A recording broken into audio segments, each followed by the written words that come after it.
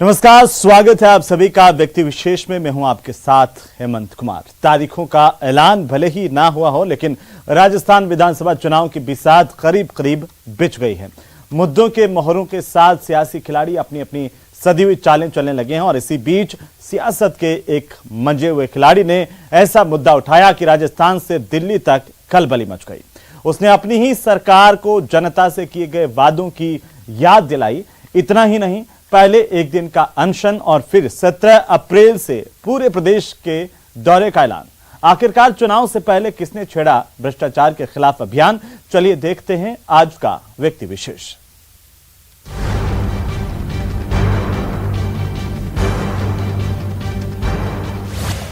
एक दिन के मौन से मच गई सियासी खलबली।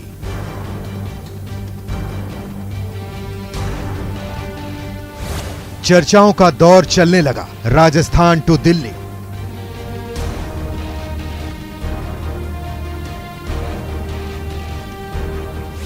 तीखे तेवर से विरोधियों की नींद उड़ाई। करप्शन के खिलाफ हमारा ये संघर्ष जारी रहेगा। हम चाहते हैं कि देश और प्रदेश में स्वच्छ राजनीति हो, इसको लेकर आगे भी हम कार्रवाई करेंगे। जनता से किए गए वादे की याद दिलाई। और मैंने आज भी ये मांग रखी है कि वसुंधरा जी के कार्यकाल में, भाजपा के कार्यकाल में जो कि अगर हमें अपनी विश्वसनीयता बनाए रखनी है, चुनाव में जब हम लोग जाएंगे तो लोगों को लगना चाहिए कि हमारी कथनी कहीं में फर्क नहीं है। भ्रष्टाचार के खिलाफ छिड़ी बड़ी लड़ाई।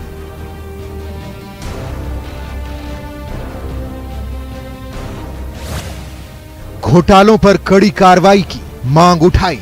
और जब करप्शन के इश्यूज जो पब्लिक डोमेन में है, ये तो छुपे हुए नहीं है। ये इशू जो खान घोटाले के हैं, जमीन घोटाले के हैं, ललित मोदी के संबंधित करप्शन चार्जेस थे, तमाम तरह के चार्जेस थे। ये कोई नए नहीं है, ये कोई नए मैंने उजागर नहीं किए, ये पब्लिक डोमेन में थे।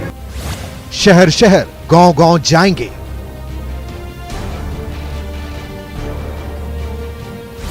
करप्शन के खिलाफ बुलंद आवाज उठाएंगे। एक साल से पहले मैंने आग्रह किया था। अब समय जब 6-7 महीने का रह गया है, इसी को लेकर मैंने मांग रखी थी। मैं समझता हूं करप्शन पर हमारी जीरो टॉलरेंस की पॉलिसी है, उस पर हमें कार्रवाई करनी चाहिए। भ्रष्टाचार के खिलाफ बड़ा अभियान।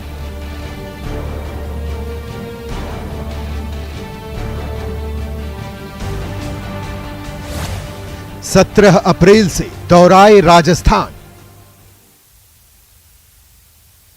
तो राजस्थान विधानसभा चुनाव में कुछ ही महीने बाकी बचे हैं और जाहिर सी बात है कि सियासी शहमाद का दौर भी अब तेज हो चला है। और ऐसे में भ्रष्टाचार के मुद्दे को उठाकर के सचिन पायलट ने एक तीर से कई निशाने लगाने की कोशिश की है। पहले एक दिन का अनशन और अब 17 अप्रैल से पूरे प्रदेश के दौरे का ऐलान। प्रदेश की सियासत में इसके बाद से खलबली है। ये खास रिपोर्ट देखिए।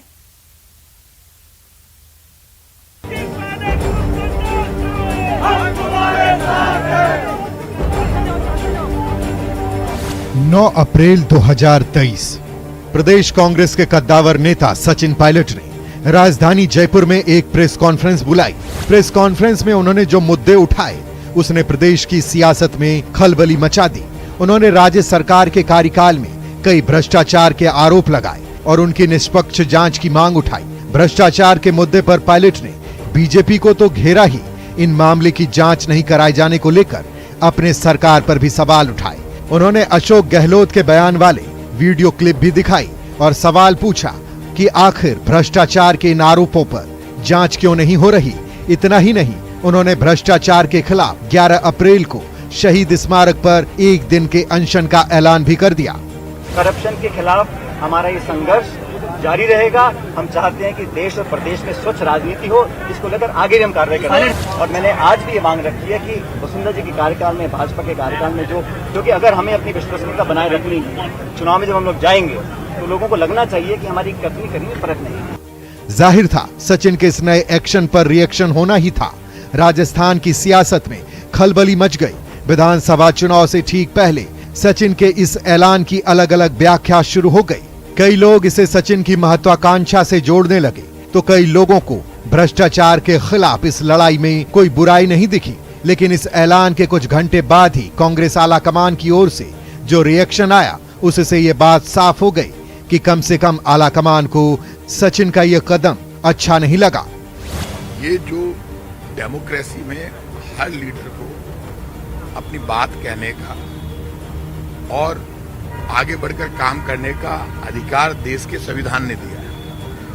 वो अपना काम कर रहे हैं, सरकार अपना काम कर रही है और जो पॉलिटिकल लीडर हमारे हैं उन्होंने उस पर बयान दे दिया। अब ये मामला बड़ा हो गया। जब ये मामला प्रभारी रंधावा साहब और ऑल इंडिया कांग्रेस कमेटी देख रही है तो ऐसे मामले में मैं क्या बयान दूं? अपनी घोषणा के अनुसार 11 अप्रैल को सचिन ने ठीक 11 बजे शहीद स्मारक पर अनशन शुरू कर दिया।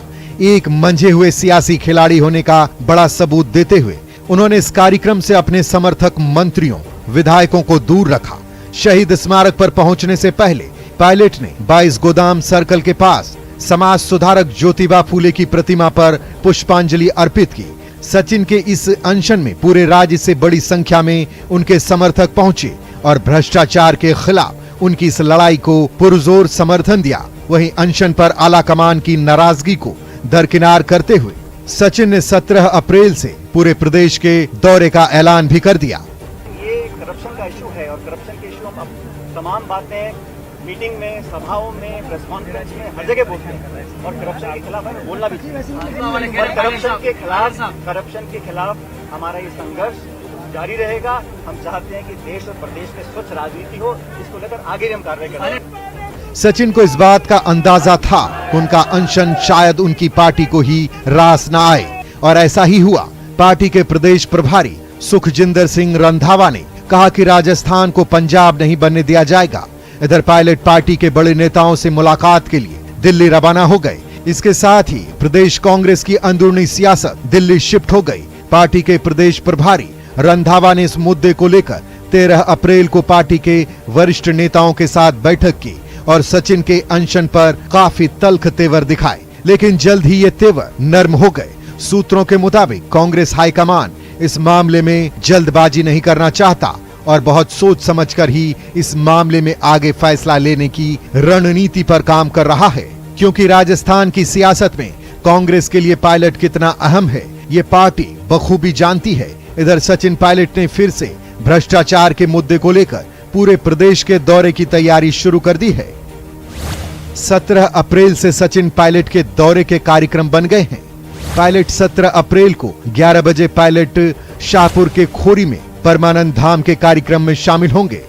इसके बाद खेतड़ी के टीबा बसई गांव में शहीद की प्रतिमा का अनावरण करेंगे। यहां पायलट सभा भी करेंगे। इसके बाद पायलट के और जिले में भी सभाओं के कार्यक्रम फाइनल किए जा रहे हैं। पायलट समर्थक नेता सभाओं की तैयारी में लगे हैं। इन सभाओं के जरिए पायलट आगे की सियासी लाइन के बारे में समर्थकों और जनता को संकेत देंगे। लेकिन चुनाव से पहले पायलट ने भ्रष्टाचार के मुद्दे को लेकर जो लड़ाई छेड़ी है, निश्चित ही उससे आने वाले दिनों में प्रदेश के सियासत की दिशा और दशा तय होगी। तो सचिन पायलट की क्षमता से कांग्रेस आलाकमान पूरी तरह से वाकिफ हैं और 2013 में कांग्रेस की बड़ी हार के बाद सचिन पायलट ने ही राजस्थान में कांग्रेस की कमान संभाली थी और पार्टी ने सिर्फ खड़ा न केवल पार्टी को खड़ा किया बल्कि 2018 में सत्ता में वापसी भी पार्टी की करवाई। ये रिपोर्ट देखिए।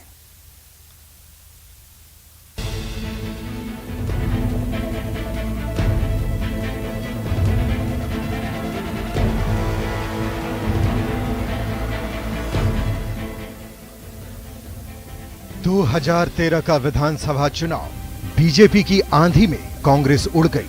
राज्य के इतिहास में सबसे खराब प्रदर्शन की तोहमत गहलोत सरकार पर लग चुकी थी। खींचतान कर गहलोत सरकार 21 सीट पर सिमट कर रह गई। अभी 2013 के झटकों से उबर भी नहीं पाए थे कि 2014 में प्रदेश में कांग्रेस को भारी झटका लगा। 2009 में प्रदेश से 20 लोकसभा सीट जीतने वाली पार्टी का खाता तक नहीं खुला और कांग्रेस सभी 25 लोकसभा सीट पर चुनाव हार गई। केंद्र में मंत्री रहे सचिन पायलट भी अपनी अजमेर सीट नहीं बचा सके। 6 महीने के अंतराल में एक के बाद एक झटके खाकर पार्टी का मनोबल टूट चुका था। कार्यकर्ता पार्टी से दूर होते जा रहे थे। प्रदेश में कांग्रेस के बड़े बड़े नाम पिक्चर से गायब हो चुके थे। सच्चाई ये थी कि कोई प्रदेश कांग्रेस की कमान संभालना नहीं चाहता था। ऐसे में प्रदेश पार्टी की कमान संभाली सचिन पायलट ने। युवा चेहरा, आक्रामक शैली, जमीनी मुद्दों की समझ, विदेश से पढ़ाई और पिता से मिली राजनीतिक विरासत सचिन लोगों को भाने लगे। कि सचिन पायलट एक यंग और डायनामिक लीडर है, इसमें कोई नो डाउट। और वो एक ऐसे लीडर है, जब कांग्रेस मरणशैया पे थी, जब कांग्रेस 21 सीटों पर आ गई थी और ऐसी परिस्थिति में आला कमान ने उन पर यकीन जताया और उस यकीन पर खरे उतरे वो और उन्होंने संघर्ष किया। वो पहले ऐसे यूथ लीडर हैं जिन्होंने राजस्थान में पहली बार ग्राउंड रिपोर्ट गई। यानी एक दौर था कि वसुंधरा राजे जी एक परिवर्तन यात्रा हुई, मुख्यमंत्री बन गए, दूसरी बार स्वराज संकल्प यात्रा की और फिर मुख्यमंत्री बन गए। लेकिन सचिन पायलट एक ऐसे लीडर हैं, जब उन्हें कमान सौंपी गई तो जब वो 21 सीटों पे थी और उसके बावजूद उन्होंने कांग्रेस को खड़ा किया, यूथ को अपने साथ जोड़ा और सबसे बड़ा काम किया, उन्होंने जिलों और तहसील स्तर पर जो संगठन कांग्रेस का बिखर गया था उसे पुनर्जीवित किया और वहीं से उनकी जीत शुरू हुई। उसके बाद उन्होंने कई प्रदर्शन किए, विधानसभा पर लाठियां खाई। ये तमाम चीजें उनके साथ जुड़ते गए लोग, वो अकेले ही चले थे, लोग जुड़ते गए, कारवा बनता गया और उसी का नतीजा हुआ कि जब परिणाम हुआ तो वसुंधरा राजे जैसी दिग्गज जो राजनीति की माहिर खिलाड़ी हैं, उनके सामने कांग्रेस खड़ी हो गई। सचिन पायलट ने खूब मेहनत की, ना दिन देखा ना रात। राजस्थान के कोने कोने में सभाएं की और 2 मोर्चों पर एक साथ काम किया। एक तरफ बीजेपी की उस वक्त वसुंधरा सरकार के खिलाफ माहौल बनाया तो दूसरी तरफ संगठन को मजबूत किया। पायलट जहां प्रदेश में पार्टी को मजबूत कर रहे थे, वहीं अशोक गहलोत दिल्ली में राहुल गांधी के साथ राष्ट्रीय राजनीति में व्यस्त थे। आखिरकार सचिन पायलट की मेहनत रंग लाई। 2018 में राजस्थान में बीजेपी की हार हुई। 2013 में सिर्फ 21 सीट जीतने वाली कांग्रेस ने सीटों का शतक पूरा कर लिया। सचिन पायलट की एक मैं दावे के साथ कह सकता हूं कि उन्होंने यंग एज में, एक 45 ईयर का यंग एज में, उन्होंने जिस तरीके से राजस्थान की इक्वेशन को समझा और उस समझने के पीछे बेसिक रीजन है कि उन्हें ये विरासत में मिला है, लेगेसी में मिला है, क्योंकि उनके पिता जो राजेश पायलट थे, उनकी भी यही खूबी थी कि वो आम जन को जोड़कर चलते थे और उनकी राम राम सा पूरे राजस्थान में चिरपरिचित थी। उनके चिरपरिचित मुस्कान और राम राम सा के अंदाज के लोग दीवाने थे। उसी तरीके से उसी की छवि राजस्थान में सचिन पायलट में देखी गई। कांग्रेस को जीत मिली तो लगा कि प्रदेश में पायलट युग शुरू होगा। पार्टी आला कमान भी यही चाहता था, लेकिन बहुमत के आंकड़े से सीट कम होने के कारण पायलट का खेल बिगड़ गया। गहलोत अपने साथ 13 निर्दलियों को ले आए। इसके बावजूद राहुल गांधी पायलट को ही राजस्थान का पायलट बनाने के पक्ष में थे, लेकिन गहलोत खेमा अड़ गया। आखिरकार सचिन को डिप्टी सीएम के पद से संतोष करना पड़ा।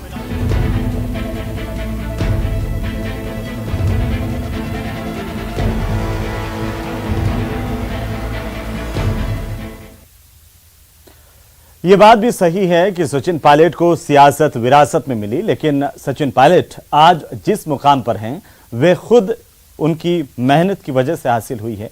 सुदर्शन व्यक्तित्व, जुझारू छवि, शानदार वक्ता, उनके पास सब कुछ है जो उन्हें आम लोगों से जोड़ता है, सीधा कनेक्ट करता है। रिपोर्ट देखिए। मैं सचिन पायलट ईश्वर की शपथ लेता हूं कि मैं विधि द्वारा स्थापित भारत के संविधान के प्रति सच्ची श्रद्धा और निष्ठा रखूंगा।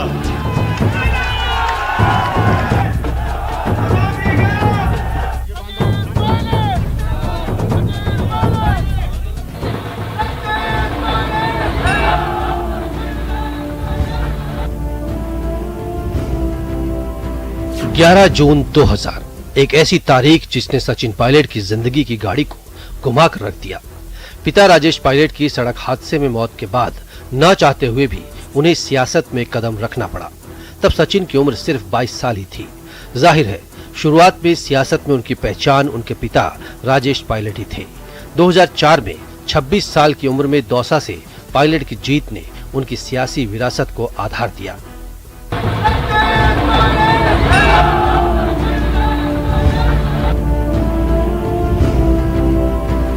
आधार पाने के बाद सचिन ने खूब मेहनत की और इस विरासत को ऊंची उड़ान दी। अपने पिता के नक्शे कदम पर चलते हुए लोगों के बीच बैठकर उन्हें खुद से जोड़ा।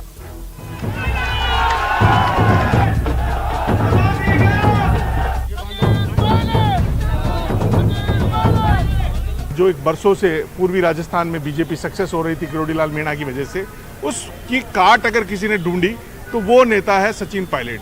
सचिन पायलट ने क्या किया कि मीणा और गुर्जर समाज जो किसी कारणवश एक दूसरे से छिटक गए थे, उन दोनों भाइयों को एक साथ लाकर खड़ा कर दिया। और आप देखिए पूर्वी राजस्थान में सचिन पायलट ने पूरी तरह बीजेपी का सुपड़ा साफ कर दिया। 80 के दशक में कांग्रेस की सियासत में दो युवा नेताओं की जोड़ी काफी चर्चित रही थी, राजीव गांधी और राजेश पायलट। माना जाता है कि राजीव गांधी के कहने पर ही राजेश पायलट ने राजनीति में कदम रखा था। उन्होंने अपना पहला चुनाव लोकसभा चुनाव भरतपुर से लड़ा था और जीत हासिल की। इसके बाद वो दौसा से लगातार 5 बार सांसद चुने गए। राजेश पायलट और राजीव गांधी की जोड़ी के बाद अब राहुल गांधी और सचिन पायलट की जोड़ी को भी उसी रूप में देखा जा रहा है। दोनों जोड़ियों की तस्वीरें इन दिनों चर्चा का विषय है।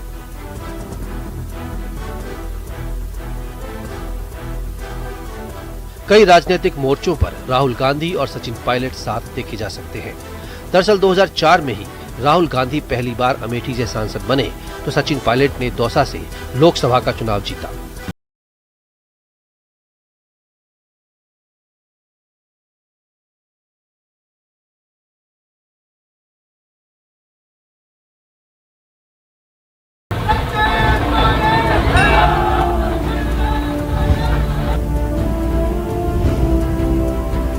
पायलट न सिर्फ राहुल गांधी के अच्छे दोस्त हैं, बल्कि प्रियंका गांधी के साथ भी उनकी बहुत अच्छी ट्यूनिंग है। यही कारण है कि देश के किसी भी राज्य में जब चुनाव होते हैं तब पायलट स्टार प्रचारक की भूमिका में होते हैं।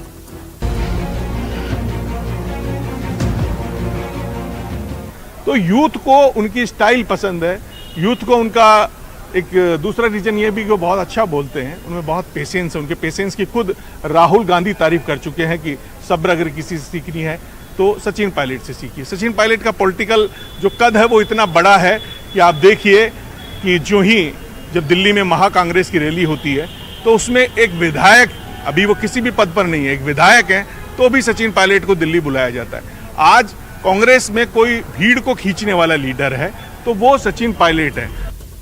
2004 से 2014 भारतीय सियासत का वो दशक जिसमें पीएम तो मनमोहन सिंह थे, लेकिन तूती राहुल गांधी की बोलती थी। और राहुल गांधी के सबसे खास थे पार्टी के 3 युवा चेहरे, सचिन पायलट, ज्योतिरादित्य सिंधिया और जितिन प्रसाद। देश भर में कांग्रेस की तिकड़ी की चर्चा होती रहती थी क्योंकि इनके पास बहुत कुछ था, युवा चेहरा, बोलने की शानदार शैली और इसके साथ ही भरपूर सियासी समझ। हालांकि ये तिकड़ी अब बिखर चुकी है। राहुल की हाथ से पार्टी की कमान जाने के बाद तिकड़ी का कद भी कम होता गया। उनकी पार्टी के अंदर अनदेखी होने लगी। इसका परिणाम ये रहा कि न सिर्फ ज्योतिरादित्य सिंधिया ने कांग्रेस का साथ छोड़ दिया, बल्कि मध्य प्रदेश में सत्तासीन कांग्रेस को भी सत्ता से विपक्ष में भेज दिया। ऐसा ही कुछ यूपीए सरकार के राज में केंद्रीय मंत्री रहे जितिन प्रसाद के साथ भी हुआ। उन्हें भी पार्टी में अनदेखी का एहसास हो रहा था। आखिरकार उन्होंने भी बीजेपी का दामन थामने में ही भलाई समझी। तिकड़ी की तीसरी कड़ी यानी सचिन पायलट है। राजस्थान में उनकी सरकार है, लेकिन वो भी उपेक्षा का शिकार होने के चलते अपने बागी तेवर दिखाते रहते हैं। –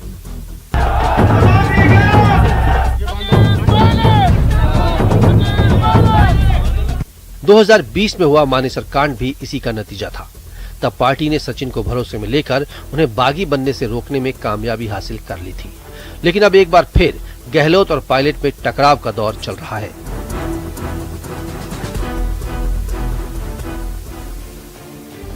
सचिन पायलट राजस्थान कांग्रेस का एक ऐसा चेहरा है जिनकी मास अपील है।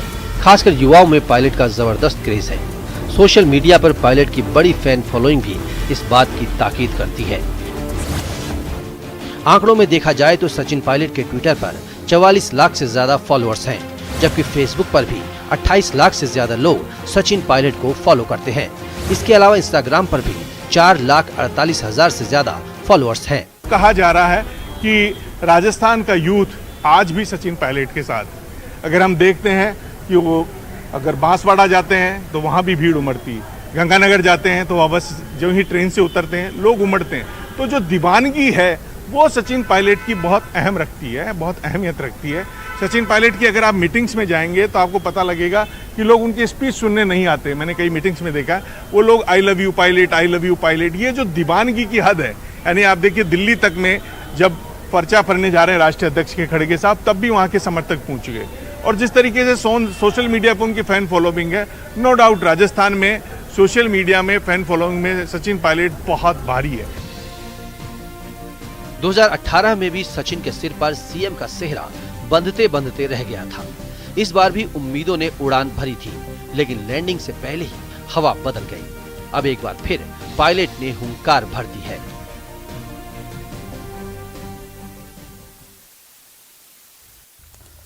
सियासी सफर में ऊंची उड़ान भरने वाले सचिन पायलट और उनके हमसफर सारा का मिलन भी किसी फिल्मी कहानी से कम नहीं है। पहले दोस्ती, उसके बाद प्यार, विरोध, लेकिन अंत में ऑल इज वेल। आखिरकार ये सब कैसे हुआ, देखिए खास रिपोर्ट।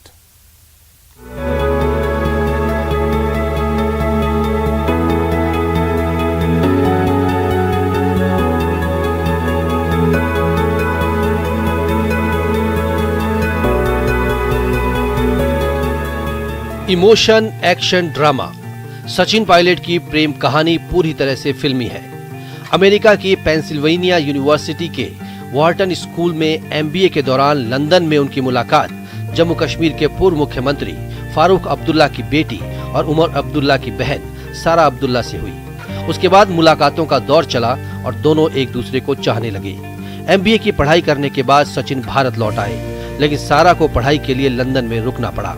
ऐसे में ईमेल और फोन के जरिए इस लॉन्ग डिस्टेंस रिलेशन को दोनों ने थामे रखा। रोजाना बातें होती रहीं, बातों का सिलसिला यूं ही चलता रहा। आखिरकार सचिन और सारा ने एक दूजे का होने का मन बना लिया और इसे लेकर अपने परिवार के लोगों से बात की। जैसा कि अक्सर होता है, प्यार की मंजिल इतनी आसानी से कहाँ मिलती है। सचिन और सारा के साथ भी यही हुआ। दोनों ने हिम्मत करके अपने परिवार से बात तो की, लेकिन उनके मिलन के बीच मजहब की दीवार खड़ी हो गई। सचिन हिंदू और सारा मुस्लिम। दोनों के घर वालों ने इस रिश्ते को अपनाने से इनकार कर दिया। कहा जाता है कि सारा के पिता फारूक अब्दुल्ला ने साफ बोल दिया था कि सचिन से उनकी शादी कभी नहीं हो सकती। सारा ने अपने पिता को मनाने की कोशिश भी की, लेकिन उनका दिल नहीं पसीजा। आखिरकार सचिन और सारा ने दुनिया की परवाह ना करते हुए जनवरी 2004 में शादी कर ली। शादी में सारा के घर से कोई शामिल नहीं हुआ। हालांकि सचिन के परिवार ने सारा का पूरा साथ दिया। शादी के कुछ महीनों बाद ही सचिन दौसा से पहला लोकसभा चुनाव लड़कर बड़े अंतर से जीतकर सांसद बन गए। इसके कुछ समय बाद अब्दुल्ला परिवार ने भी नाराजगी भुलाकर सचिन पायलट को अपने दामाद के रूप में स्वीकार कर लिया। जैसा कि हर कोई चाहता है, इस लव स्टोरी का अंत भी सुखद ही रहा। तो राजस्थान विधानसभा के चुनाव नजदीक है और जाहिर सी बात है कि वादों दावों का एक दौर चलने वाला है। हालांकि तय तो जनता ही करेगी कि किसके वादे असरदार हैं, किसके दावे दमदार हैं। व्यक्ति विशेष में आज के लिए फिलहाल इतना ही। अगले सप्ताह फिर से हम आपके बीच हाजिर होंगे एक नई शख्सियत के जीवन से जुड़ी कुछ रोचक जानकारियों के साथ। तब तक के लिए आप देखते रहिए न्यूज़ 18 राजस्थान। नमस्कार।